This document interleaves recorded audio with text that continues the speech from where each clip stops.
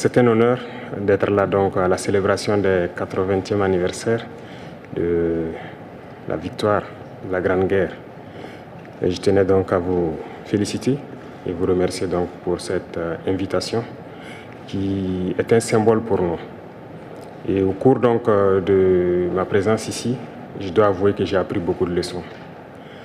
Cette séance que j'ai pu assister avant le dîner la veille, la séance culturelle, m'a fait comprendre que l'histoire et la culture sont le socle pour bâtir une armée forte et résiliente. Nous avons pu voir ensemble tous les sacrifices que le peuple soviétique a consenti pour que nous soyons dans un monde libre aujourd'hui.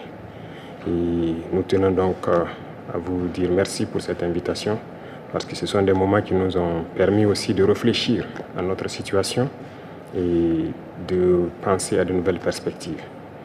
Et sur ce, je pense que les obstacles que nous avons aujourd'hui devant nous ne doivent pas nous arrêter.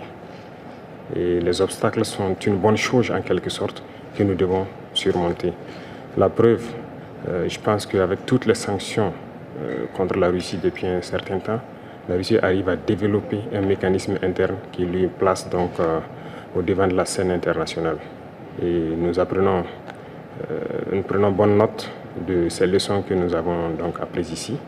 Et même au niveau de la parade, je tiens à dire que j'ai été émerveillé de voir l'enchaînement donc des engins qui ont défilé devant nous, notamment depuis le char mythique T-34 qui a gagné donc lors de la Grande Guerre, jusqu'à aujourd'hui au char moderne. Combien donc l'armée russe s'est modernisée, combien la technologie donc a participé à renforcer cette armée. Et dans ce cadre, nous souhaitons que la coopération que nous avons puisse se renforcer de façon exponentielle. Je vous remercie déjà pour tout ce qui est fait pour nous, notamment ces bourses d'études qui sont octroyées au Burkina et qui vont s'accroître. Et ce matin, j'ai visité donc l'université de chimie et je disais que le volet sur lequel nous allons axer après la défense et la sécurité, c'est le volet de l'éducation. C'est ce volet qui nous intéresse le plus, notamment les sciences. Il faut que la Russie puisse nous aider à former notre jeunesse, notamment dans le domaine des sciences, pour que nous puissions développer chez nous la machinerie, en gros. Que ce soit la machinerie qui va avec l'armée ou la machinerie qui va avec l'industrie. Parce que c'est à ce seul prix que nous pourrons nous développer au sein de l'Afrique. La guerre qui nous est imposée aujourd'hui, nous pensons que ce n'est qu'une manifestation aussi du nazisme. Parce que le terrorisme qui est là aujourd'hui n'est pas du terrorisme, c'est de l'impérialisme. Ce sont nos terres qui intéressent ceux qui nous combattent. Et donc, finir avec cette guerre, avoir une armée forte et lancer le développement de notre patrie, telle est l'essence donc de notre combat. Et nous comptons sur vous pour surtout former nos cadres. Parce que la coopération, telle qu'on le dit, très souvent en Afrique, on aime avoir beaucoup de demandes. Nous savons que vous êtes dans une opération militaire spéciale. Nous comprenons tous les défis qu'il y a. Et le lendemain, qui est incertain pour le monde entier, nous pouvons comprendre ça.